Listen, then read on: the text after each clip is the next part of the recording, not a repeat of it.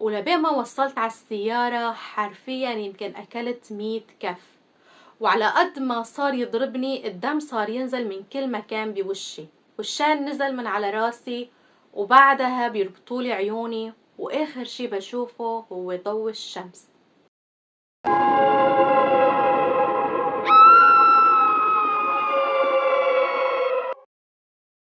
الحمد لله عشنا كل أنواع الذل والقهر، وهذا كان اختبار من رب العالمين ونحن رضيانين فيه.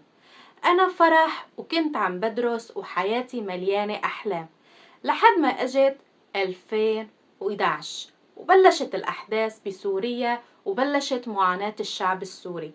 بلشوا يحاربونا اقتصاديا، معنويا، نفسيا. أكيد ما يكون غريبين على الشي اللي صار معنا. وعلى الصعيد الشخصي بيتنا انضرب، وشفت الصاروخ عم ينزل قدام عيوني. بلشت معاناتنا بالتنقل من بيت لبيت، يعني حرفيا درنا كل مدينة حلب، وكل مرة نقعد عن حدا وتصير مشاكل نضطر نطلع وندور على مكان جديد. وعشنا أيام مريرة حرفيا. وكان عندي أختين أكبر مني والتنتين مزوجين، واحدة ساكنة بمنطقة اسمها السبيل والتانية بمنطقة اسمها المشهد، ونحن كنا قاعدين بمنطقة اسمها صلاح الدين. وأول ما انضرب بيتنا وبلشنا برحلة التنقل قررنا نثبت على بيت واحد، وأخذنا بيت جنب أختي بمنطقة السبيل، وقعدنا هنيك فترة منيحة. يعني الحمد لله رب العالمين كان وضعنا منيح وما احتجنا لحدا، بس كان الوضع كتير صعب، مو بس علينا، على كل السوريين. وإجا يوم صارت فيه حلب جزئين، يلي عاش بحلب بيعرف شو قصدي. صار جزء يحكم فيه النظام وجزء أخده الجيش الحر، وأختي كانت قاعدة بالطرف يلي كان فيه الجيش الحر. وأبي طلب من صهري كذا مرة إنه يجي يقعد جنبنا لحتى نصير كلياتنا قريبين من بعض، بس هو كان معند إلا بده يضل قاعد مكانه وما يطلع من بيته. حقه، بس يعني إن حتى نصير كلياتنا قريبين من بعض. وشوي شوي بلشنا نتأقلم على الحياة بحلب. يعني صرنا نعتاد نشوف عالم عم بتموت قدامنا، وبتحسوا خلص ما عاد شي يبهرنا أو يخوفنا. وكل فترة والتانية صرنا نروح لعند أختي زيارة، وكان في شي هنيك بيفصل بين منطقة النظام ومنطقة الجيش الحر اسمه كراج الحجز. في شي اسمه القصر البلدي موجود بمدينة حلب، وكان النظام عامل قناص فوق هذا المبنى وموجهه على الكراج الحجز مكان ما الناس عم بتعدي. وانت وحظك لما بتصير اشتباكات يا بتموت يا بيكون رب العالمين كاتب لك عمر جديد. يعني لما بدك تعدي بهداك الكراج بدك تكون عم تنطق الشهادة وتمشي. مرة صار اشتباك قدامنا وشفنا ناس عم بتموت قدام عيوننا. الله يرحمهم ويرحمنا، شفنا شغلات صعبة، بس بتحسوا تعودنا على الجو وعلى الحياة. وحتى قبل مثلا وقت اللي كنا نروح لعند اختي كنا نروح انا وابي وامي واختي وصهري، وشوي شوي صرنا نروح مثلا انا وامي، وبعدين صرت روح لحالي. يعني بتحسوا خلص احنا شعب فورا بيتأقلم مع اي شيء. وكانت امي دائما بتبعتني ودي اغراض لاختي اللي ساكنة بمنطقة يلي فيها جيش الحر، وعدي الكراج الحجز وكأنه ما في شي. حتى كنا أولا نمشي بسرعة، بس بعدين صرنا نمشي على مهلنا وخلص. يعني اللي بده يصير يصير، ويلي كاتبه رب العالمين يا محلى. وفعلا صرت روح وإجي دائما، والحمد لله الأمور تعدي على خير، لحد ما إجا اليوم المشؤوم يلي ما بتمنى حتى لعدوي.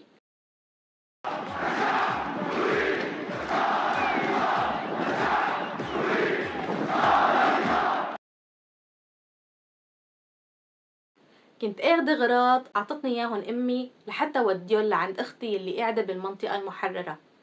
دخلت وعديت عن طريق كراج الحجز ووصلت لعند اختي، اعطيتها الغراض وقعدت عندها شوي. وانا رجعانه وصلت على منطقه النظام، وفجاه بيكمشني واحد من العساكر وبيقوله للضابط يلي كان معه هي يا سيدي. وهداك الضابط بيهزله براسه وبيقوله هي.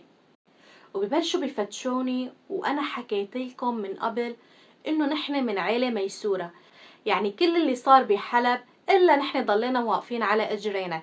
كنت لابسة 5 اساور وحلق وطوق برقبتي، شلحني اياهم كلياتهم وعطاهم للضابط يلي كان معنا وقال لهم خدوها على السيارة. وهو قال لهم خدوها على السيارة، وأنا قلبي صار بين رجلي وصرت أبكي وقال لهم ليش بدكن ياني أروح على السيارة؟ أنا شو عملت وشو ساويت؟ ولبين ما وصلت على السيارة حرفيا يمكن أكلت 100 كف، وعلى قد ما صار يضربني الدم صار ينزل من كل مكان بوشي، والشال نزل من على راسي، وبعدها بيربطولي عيوني، وآخر شي بشوفه هو ضوء الشمس. أصدقائي، لو وصلتوا لهذا الجزء من الحكاية فعن جد أنتوا أقوياء وأترفع لكم القبعات. بتمنى من كل قلبي تشتركوا بالقناة ليوصلكم كل جديد، وما تنسوني من تعليق حلو بيشبهكم، وبدي كتير لايكات. أصدقائي، هدول الشغلات البسيطة بتعمل فرق كتير كبير بالنسبة لصانع المحتوى. خلونا نرجع. وبيدخلوني بالسيارة وأنا ما بعرف شو مصيري وليش هيك عملوا معي. وبعد وقت ما بعرف قديش مشيت السيارة، وطول الوقت كنت عم بسمع بنات عم تبكي، وما بعرف قديش ضلينا عم نمشي بالطريق، بس ضلينا عم نمشي كتير، يعني في ساعة ساعتين ما بعرف. فجأة منوصل ويبلشوا ينزلونا، وهن عم بينزلونا عم يضربونا ويسبونا ويحكوا معنا كلام طالع نازل، وأنا بس عم بفكر شو عملت وشو سويت لوصل لهون. كل اللي عملته اني اخدت اغراض لعند اختي وبس. فجأة واحد من العساكر بيشيل الربطة من على عيوني وبيقول لهم خدوها، وفعلا بياخدوني وبينزلوني على زنزانة حرفيا فيها 200 بنت، كانت كل وحدة قاعدة بحضن التانية حرفيا، وبيتفشني لجوا وبيسكر الباب وبيروح، وانا بصير ببكي وبفكر وما بعرف ايش صار وليش جابوني لهون. ومشيت الأيام يوم ورا يوم وما بعرف قديش صار لي هون، والسؤال اللي دايما بيراودني يا ترى رح أموت هون؟ المهم عدت الأيام، وعلى كلام البنات اللي كانوا معي صار لي تقريبا 3 شهور هون. ما بعرف كيف حسبوها وما بعرف كيف عدوا.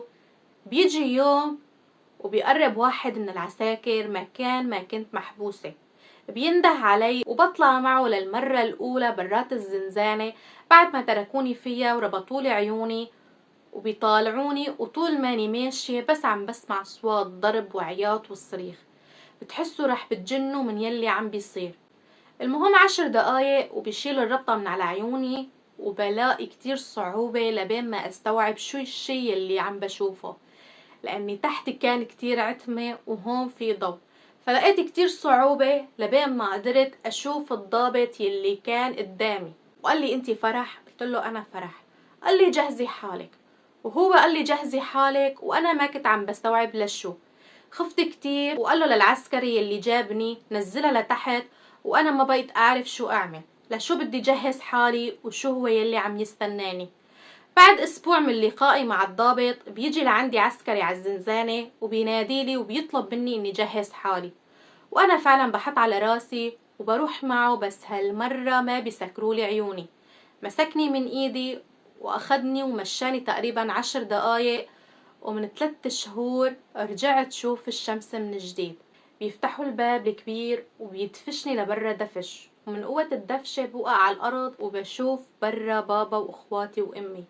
ولو تشوفوا أمي كيف كان شكلها، ولو بتشوفوا شكلي وريحتي، الله لا يحط حدا بهيك شي. تخيلوا من خوف بابا علي وعلى أخواتي هو أخدني من باب السجن ودغري أخدنا على بيروت، ومن بيروت طلعنا على تركيا، ومن تركيا رحنا على ألمانيا. وأنا حاليا عم بحكي لكم حكايتي وأنا بألمانيا.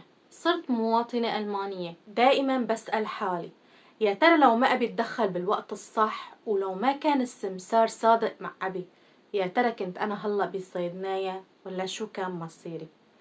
يا الله قديش عشنا شغلات صعبة، وتخيلوا بعد هذا الشي اللي عشت أنا فيه لحد هذا الوقت ما بعرف شو السبب يلي عملته حتى يصير فيني كل هاد.